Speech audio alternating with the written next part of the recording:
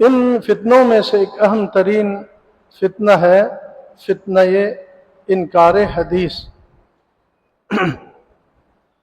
نبی کریم صلی اللہ علیہ وآلہ وسلم کے احادیث کے انکار کا فتنہ۔ اور کچھ لوگ یہ شبہ جو ہے نا ظاہر کرتے ہیں کہ بھائی اللہ تعالیٰ نے ہمارے لیے قرآن کو نازل کیا ہے اور قرآن کریم کی حفاظت کی ذمہ اللہ نے لیا ہے، اور دلیل قرآن سے دیتے ہیں، اِنَّا نَحْنُ نَزَّلْنَا الذِّكْرَ وَإِنَّا لَهُ لَحَافِظُونَ، بے شک ہم نے ہی اس قرآن کو نازل کیا ہے اور اس قرآن کی حفاظت کے ذمہ ہمارے اوپر ہے۔ تو قرآن جو ہے منزل من اللہ ہے، قرآن کریم کی حفاظت کی ذمہ داری اللہ نے لی ہے، اس میں کوئی شک اور شبہ کی گنجائش نہیں ہے۔ لیکن نبی صلی اللہ علیہ وسلم کی جو احادیث ہے نا، ان حدیثوں کی حفاظت کی ذمہ داری اللہ نے نہیں لی ہے۔ ان میں صحیح حدیث بھی ہے، ضعیف بھی ہے، اور بعض جاہل لوگ یہ کہتے ہیں کہ حدیثوں کو جو ہے نبی صلی اللہ علیہ وسلم کے رحلت کے 250 سال بعد 300 سال بعد حدیثوں کو جمع کیا گیا ہے، حدیث کی کتابیں لکھی گئی ہے، اور یہ حدیثیں جنہوں نے جمع کیے ہیں نا وہ سب کے سب عجمی لوگ ہیں۔ چنانچہ امام بخاری ہے، امام مسلم ہے، دیگر کتب احادیث کے جتنے مصنفین ہیں، محدثین ہیں، سب کے سب عجمی ہیں، فارسی لوگ ہیں۔ تو لہٰذا یہ نعوذ باللہ اسلام کے خلاف، دین کے خلاف، قرآن کے خلاف بہت بڑی سازش ہے، لہٰذا ہم حدیث کو نہیں مانتے۔ عام لوگ سمجھتے ہیں شاید کوئی اس میں حقیقت ہوگی، اور وہ دلیل بھی قرآن سے دے رہے۔ یہ فتنہ جو ہے نا قدیم زمانے سے چلا آ رہا ہے، اور ہمارے علماء کرام نے، ہمارے محدثین نے، فقہاء نے، ائمہ دین نے ہر دور میں ان کے فتنوں کا رد کیا ہے، ان کے شبہات کا جواب دیا ہے، ان کے شبہات کا ازالہ کیا ہے۔ تو آئیں دیکھتے ہیں کہ ان کی جو دلیل ہے اس کی کیا حقیقت ہے۔ پہلی بات، وہ جس آیت کا دلیل دیتے ہیں اِنَّا نَحْنُ نَزَّلْنَا الذِّكْرَ، اللہ فرماتے ہیں بے شک ہم نے ہی اس ذکر کو نازل کیا ہے۔ یہاں پہ اللہ فرما رہے اِنَّا نَحْنُ نَزَّلْنَا الذِّكْرَ وَإِنَّا لَهُ لَحَافِظُونَ، اور اس کی حفاظت ہم ہی کریں گے۔ تو ذکر کا معنی جو ہے قرآن کریم میں صرف قرآن کے لیے نہیں آیا ہے، ذکر قرآن کریم میں بہت سارے معانی میں آئے ہیں۔ ذکر کا ایک معنی جو ہے، جیسے ذکر اذکار ہے، نماز کے بعد کے اذکار ہے، صبح شام کے اذکار ہے، اس کو بھی قرآن میں ذکر کہا گیا ہے۔ یا ایھا الذین آمنوا اذکروا اللہ ذکرا کثیرا، ایمان والو کثرت سے اللہ تبارک و تعالیٰ کو یاد کیا کرو، اللہ کا ذکر کیا کرو۔ تو ذکر کا ایک معنی ذکر اذکار ہے، اور ذکر کا ایک معنی ہے نصیحت،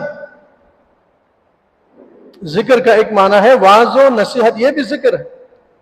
وَذَكِّرْ فَإِنَّ الذِّكْرَ تَنفَعُ الْمُؤْمِنِينَ، آپ اہل ایمان کو نصیحت کرتے رہیے، کیونکہ آپ کا نصیحت کرنا اہل ایمان کو فائدہ پہنچاتا ہے۔ اور ذکر کا ایک معنی جو ہے نماز بھی ہے، نماز کو بھی قرآن کریم میں اللہ نے ذکر کہا ہے، وَأَقِمِ الصَّلَاةَ لِذِكْرِ، نماز بھی اللہ تبارک و تعالیٰ کا ذکر ہے۔ اور اسی طرح سے قرآن کریم بھی ذکر ہے، اور اسی طرح سے نبی کریم صلی اللہ علیہ وآلہ وسلم کے جو احادیث ہیں یہ بھی ذکر ہے۔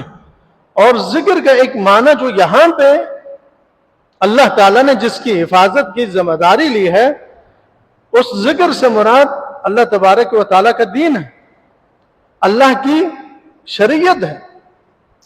اللہ تعالیٰ قیامت تک، نبی کریم صلی اللہ علیہ وسلم کے بعد قیامت تک کوئی نبی، کوئی پیغمبر نہیں آئے گا، آپ اللہ کے آخری نبی ہیں۔ تو آپ نے جو دین لایا، آپ جو شریعت لائے قیامت تک کے لیے، وہ شریعت بھی آخری شریعت ہے، اس کے علاوہ کوئی شریعت نہیں ہے، کوئی دین نہیں ہے۔ وَمَن يَبْتَغِ غَيْرَ الْإِسْلَامِ دِينًا فَلَن يُقْبَلَ مِنْهُ، اسلام کے علاوہ کوئی اور دین تلاش کرے گا، اللہ تعالیٰ اس کو قبول نہیں فرمائے گا۔ وَهُوَ فِي الْآخِرَةِ مِنَ الْخَاسِرِينَ، وہ قیامت کے دن خسارہ پانے والوں میں سے۔ تو ذکر سے مراد یہاں پہ جس کی حفاظت کے ذمہ اللہ تعالیٰ نے لیا ہے، وہ ذکر جو ہے نا وہ پورا مکمل دین ہے۔ اور قرآن کریم کی حفاظت کے اللہ نے جو ذمہ لیا ہے، اس کا تقاضا یہ ہے کہ رسول اللہ صلی اللہ علیہ وسلم کے احادیث بھی محفوظ ہو، دین بھی محفوظ ہو۔ اگر دین محفوظ نہیں ہے، حدیث محفوظ نہیں ہے، تو ہم قرآن کو کیسے سمجھیں گے؟ حدیث کے بغیر ہم قرآن کریم کو نہیں سمجھ سکتے۔ قرآن کریم کو نبی صلی اللہ علیہ وسلم کے حدیث کے ذریعے سے، نبی صلی اللہ علیہ وسلم قرآن کریم کا بہترین مفسر ہے، شارح ہے، مبین ہے۔ آپ صلی اللہ علیہ وسلم کی حدیث جو ہے قرآن کریم کی تفسیر ہے۔ تو حدیث اگر محفوظ نہیں ہے تو دین محفوظ نہیں ہے، حدیث اگر محفوظ نہیں ہے تو قرآن کریم بھی محفوظ نہیں ہے۔ قرآن محفوظ ہے تو دین بھی محفوظ ہے، نبی صلی اللہ علیہ وسلم کے احادیث بھی محفوظ ہے۔ اس کی دلیل قرآن کریم سورہ نحل میں اللہ تبارک و تعالی ارشاد فرماتا ہے، بالبینات والزبر، واضح دلیلیں اور صحیفے، کتابیں دے کر ہم نے انبیاء کو اور رسول اللہ صلی اللہ علیہ وسلم کو ہم نے مبعوث فرمایا۔ بالبینات والزبر وانزلنا الیک الذکر، وانزلنا الیک الذکر، ہم نے آپ کی طرف ذکر نازل کیا، لتبین للناس ما نزل الیہم، تاکہ آپ واضح کر دیں لوگوں کے لیے جو ان کی طرف نازل کیا گیا ہے۔ یہاں پہ اللہ تعالیٰ نے دو چیزوں کے نزول کا ذکر فرمایا، ایک یہ ہے وَأَنزَلْنَا إِلَيْكَ الذِّكْرَ، پیارے حبیب ہم نے آپ کی طرف ذکر نازل کیا۔ ذکر نازل کیا، کیوں نازل کیا؟ لِتُبَيِّنَ لِلنَّاسِ مَا نُزِّلَ إِلَيْهِمْ، تاکہ آپ لوگوں کو واضح کریں جو ان کی طرف نازل کیا گیا ہے۔ تو پہلے ذکر سے مراد نبی صلی اللہ علیہ وسلم کی حدیث ہے۔ ہم نے آپ کو حدیثیں آپ کے اوپر نازل کی، کیوں کہ آپ قرآن کریم جو اللہ تبارک و تعالیٰ نے کتاب نازل کی ہے، اس کی توضیح، اس کی تفسیر، اس کا بیان لوگوں کو پیش کریں۔ اسی طرح سے نبی کریم صلی اللہ علیہ وسلم نے اپنے ایک حدیث میں ارشاد فرمایا، الا انی اوتیت القرآن ومثلہ معہ، خبردار کہ اللہ تعالیٰ نے مجھے قرآن اور قرآن کے جیسا، یعنی نبی صلی اللہ علیہ وسلم کے فرامین، آپ کے جو احادیث ہیں وہ اللہ تعالیٰ نے مجھے عطا کیا ہے۔ آپ صلی اللہ علیہ وسلم کی فضیلت آپ نے بیان فرماتے ہوئے یہ بھی فرمایا، وَأُوتِيتُ جَوَامِعَ الْكَلِمِ، اللہ تعالیٰ نے آپ کو جامع کلمات عطا فرمائے۔ وہ کیا ہے؟ وہ نبی صلی اللہ علیہ وسلم کی حدیث ہے، قرآن کریم کا، نبی کریم صلی اللہ علیہ وسلم کے احادیث کا جب بغور مطالعہ کرتے ہیں تو پتہ چلتا ہے کہ جس طرح قرآن کریم جو ہے اللہ تعالیٰ کی طرف سے وہی ہے، منزل من اللہ ہے، حجت شرعی ہے، اس کی حفاظت کی ذمہ اللہ نے لیا ہے، اسی طرح سے احادیث بھی، نبی صلی اللہ علیہ وسلم کی جو حدیثیں ہیں یہ بھی منزل من اللہ ہے، اللہ تبارک و تعالیٰ کی طرف سے وحی ہے، اللہ کی طرف سے حدیث بھی وحی ہے، لیکن یہ وحی مطلوع ہے جس کی تلاوت کی جاتی ہے قرآن کریم، اور احادیث جو ہے وحی غیر مطلوع کہتے ہیں جس کی تلاوت نہیں کی جاتی لیکن جس پہ عمل کرنا ضروری ہوتا ہے۔ حدیث کے بغیر ہم قرآن کو نہیں سمجھ سکتے۔ اللہ تبارک و تعالیٰ نے قرآن کریم میں ہمیں نماز پڑھنے کا حکم دیا ہے۔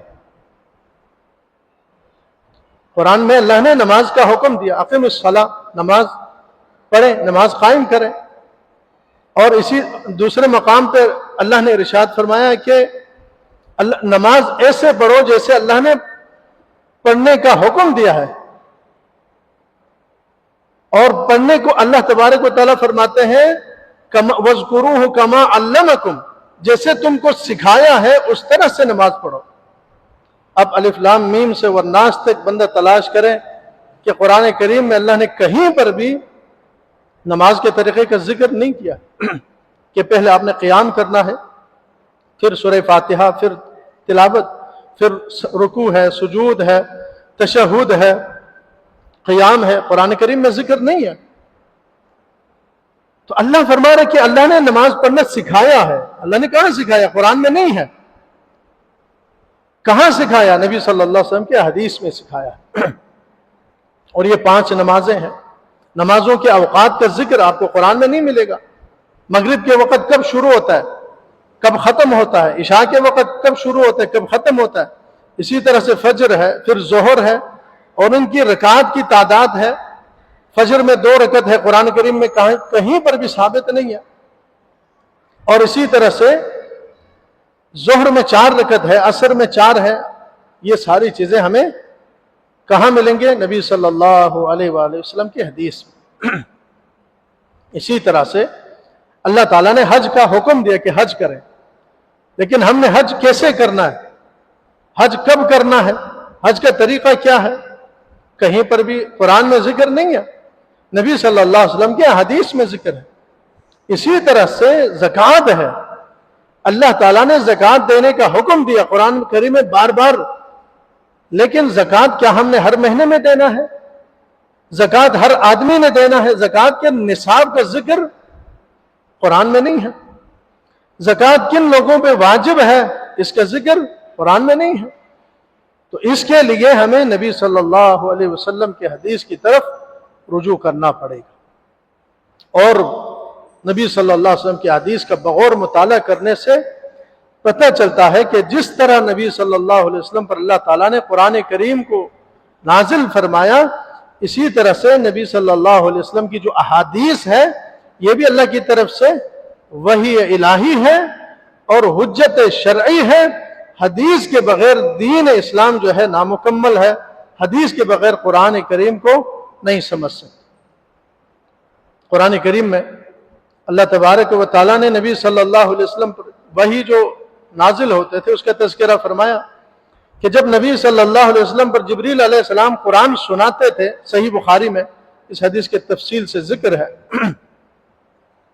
کہ جبریل علیہ السلام، وحی کے اقسام ہیں، وحی کے بہت سارے قسمیں ہیں۔ ایک قسم یہ ہے کہ جبریل علیہ السلام قرآن کریم کی تلاوت جو اللہ کی طرف سے وحی لے کر آتے تھے اس کو سناتے تھے، پڑھتے تھے، نبی صلی اللہ علیہ وسلم بھی اس کو یاد کر لیتے تھے، پھر آپ اس کی تلاوت کرتے تھے۔ یہ ایک قسم ہے۔ اب اس قسم میں جب جبریل علیہ السلام قرآن کی تلاوت فرماتے تھے تو نبی صلی اللہ علیہ وسلم شوق اور حرص کی شدت کی وجہ سے جلدی جلدی جو ہے نا سبق کو یاد کرنے کی کوشش کرتے تھے۔ جیسے اچھے طالب علم ہوتے ہیں نا، قاری صاحب حفظ کرا رہے ہیں تو قاری صاحب جب پڑھتے ہیں تو وہ بھی ساتھ ساتھ جلدی جلدی پڑھتے ہیں حفظ جلدی یاد کرنے کے لیے۔ نبی صلی اللہ علیہ وسلم بھی ایسا کرتے تھے۔ اس کے تفصیل سے ذکر فرمایا حدیث میں۔ اللہ تعالیٰ نے کیا فرمایا؟ لا تحرک به لسانک لتعجل به۔ پیارے حبیب، آپ اس قرآن کو جلدی یاد کرنے کی غرض سے آپ جلدی جلدی نہ پڑھا کریں۔ لا تحرک به لسانک لتعجل به ان علینا جمعہ وقرآنہ۔ آپ کے دل میں قرآن کریم کو بٹھانا، آپ کو یاد کروانا ہمارے ذمہ ہے. ان علینا جمعہ و قرآن، اور اس کی تلاوت بھی. اس کی تلاوت کیسے کرنی ہے؟ حروف، ادا، مخارج، تجوید کے ساتھ آپ سے پڑھوانا بھی اللہ فرمائے یہ بھی ہمارے ذمہ ہے. ثم ان علینا بیانہ، پھر اس کی تشریح بھی، اس کی تبیین بھی، اس کی بیان جو ہے نا، اس کے معانی کا حکم بیان کرنا بھی اللہ فرماتے یہ بھی ہمارے ذمہ ہے. نبی صلی اللہ علیہ وسلم قرآن کو پھر آپ یاد کرتے تھے، پھر آپ تلاوت بھی کرتے تھے، پھر آپ صلی اللہ علیہ وسلم لوگوں کو تشریح بھی کرتے تھے کہ اس معانی کا معنی قرآن کریم میں نبی صلی اللہ علیہ وسلم کی حدیث میں اس کی بہت ساری مثالیں. ایک دو مثالیں ہیں کہ چند صحابہ آئے الذین آمنوا ولم یلبسوا ایمانہم بظلم، کہ جو لوگ ایمان لانے کے بعد ظلم نہیں کیے وہ امن والے ہوں گے. الذین آمنوا ولم یلبسوا ایمانہم بظلم اولئک لہم الامن وہم مہتدون. اب صحابہ نے یہاں پہ ظلم کا معنی جو ہے نا گناہ سمجھا. ظلم کے تین معنی ہیں، ان میں سے ایک معنی ہے اپنے آپ پہ زیادتی کرنا، گناہ کرنا، اللہ اس کے رسول کی نافرمانی کرنا، یہ ظلم ہے. صحابہ آئے نبی صلی اللہ علیہ وسلم سے پوچھا اللہ کے رسول اینا لم یظلم نفسہ، ہم میں سے کون ہے جو اپنے آپ پہ ظلم نہیں کرتے؟ ہم سب گنہگار ہیں. تو نبی صلی اللہ علیہ وسلم نے فرمایا الامر لیس کذالک، کہ معاملہ ایسا نہیں ہے جیسے تم سمجھ رہے ہو. آپ لوگ سمجھ رہے ہیں کہ ظلم کا معنی گناہ ہے، وہ ایسا نہیں ہے. یہاں پہ ظلم کا معنی ایسا ظلم ہے جیسے کہ لقمان علیہ السلام نے اپنے بیٹے سے کہا یا بنیہ لا تشرک باللہ ان الشرک لظلم عظیم، بے شک شرک جو ہے نا سب سے بڑا ظلم ہے. اب نبی صلی اللہ علیہ وسلم کے بتانے سے، آپ کی تشریح سے صحابہ کو پتہ چلا کہ ظلم کا ایک معنی شرک بھی ہے. اور اسی طرح سے بہت ساری مثالیں ہیں. تو لہٰذا نبی صلی اللہ علیہ وسلم کی حدیث کے بغیر ہم قرآن کو نہیں سمجھ سکتے. نبی صلی اللہ علیہ وسلم کی حدیث اگر محفوظ نہیں ہے تو قرآن بھی محفوظ نہیں ہے. قرآن کو ہم نہیں سمجھ سکتے. اور جو زیادہ تر یہ انکار حدیث کا فتنہ پھیلاتے ہیں، خاص طور پر آج کل غامدی صاحب ہے، میں ان کی تفسیر پڑھ رہا تھا، انہوں نے تفسیر لکھی ہے البیان کے نام سے. اب حدیث کو تو یہ ذکر نہیں کرتے، اقوال سلف صالحین کا تذکرہ نہیں کرتے کہ امام بخاری نے، امام مسلم نے، یا امام مالک، شافعی، دیگر جو محدثین ہیں، فقہا ہیں، انہوں نے قرآن کریم کے ان الفاظ کا معنی یہ کیا، وہ تو ذکر نہیں کرتے. حدیث کو تو یہ مانتے نہیں ہیں. تو اب قرآن کو کیسے بیان کرے گا؟ آدمی اپنے طرف سے بیان نہیں کر سکتے. آپ ترجمہ کر سکتے ہیں، توضیح کیسے کریں گے؟ آپ بھی پڑھ کے دیکھیں، ہر جگہ پہ لکھتے ہیں استاذ امام نے کہا ہے. استاذ امام سے مراد امین اصلاحی صاحب ہے، جنہوں نے تدبر قرآن کے نام سے تفسیر لکھی ہے. اب غامدی صاحب ہر بات کے لیے دلیل لیتے ہیں استاذ امام کا. کیا تمہارے استاد امام پر اللہ کی طرف سے وحی ہوتی تھی؟ ان کو کیسے پتہ چلا؟ انہوں نے کہاں سے سیکھا؟ انہوں نے تو حدیث سے لیا ہوگا نا. دیگر جو قدیم مفسرین ہے، تفسیر ابن کثیر ہے، تفسیر طبری ہے، تفسیر قرطبی ہے، انہوں سے اس نے تفسیر لیا ہے نا. تو آپ کو قرآن سمجھنے کے لیے کہنے کا مقصد یہ ہے، جب تک نبی صلی اللہ علیہ وسلم کی حدیث کی طرف رجوع نہیں کرے گا آپ حدیث قرآن کو نہیں سمجھ سکتے.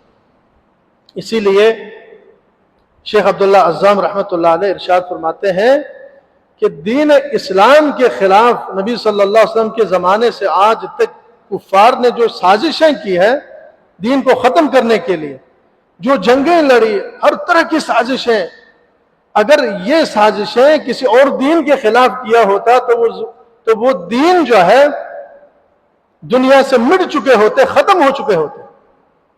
یہ دین اسلام جو ہے اللہ کا دین ہے، اس کی حفاظت کے ذمہ اللہ نے لیا ہے. اور ہر سازش کے باوجود، ہر جو ہے نا کوشش کے باوجود یہ دین محفوظ رہا ہے اور قیامت تک یہ دین محفوظ رہے گا انشاءاللہ. دنیا کی کوئی طاقت اس دین کو نہیں مٹا سکتے، اس کو ختم نہیں کر سکتے۔ اس کی فطرت میں اللہ نے یہ لکھا ہے کہ جتنا ہی دباؤ گے اتنا ہی یہ ابھرے گا، کہ اس دین کو مٹانے کے لیے جتنے بڑی کوششیں کرو گے یہ دین جو ہے نا واضح ہو کر صاف ہو کر لوگوں کے سامنے آتا ہے، لوگ خود بخود اس دین کو اللہ تعالیٰ کے جو ہے شریعت کو نظام کو قبول کرتے ہیں۔ تو لہٰذا اللہ سے دعا ہے کہ اللہ تعالیٰ ہم سب کو صحیح معنوں میں معاملات کو سمجھنے اور قرآن و حدیث کو سمجھنے کے لیے ہمیں اقوال سلف، فہم سلف صالحین رضوان اللہ اجمعین کی طرف رجوع کرنے، اور دنیا میں جدید جتنے بھی قدیم جدید جتنے فتنے ہیں ان سب سے بچنے کی اللہ تعالیٰ توفیق عطا فرمائے۔ وآخر دعوانا ان الحمد للہ رب العالمین۔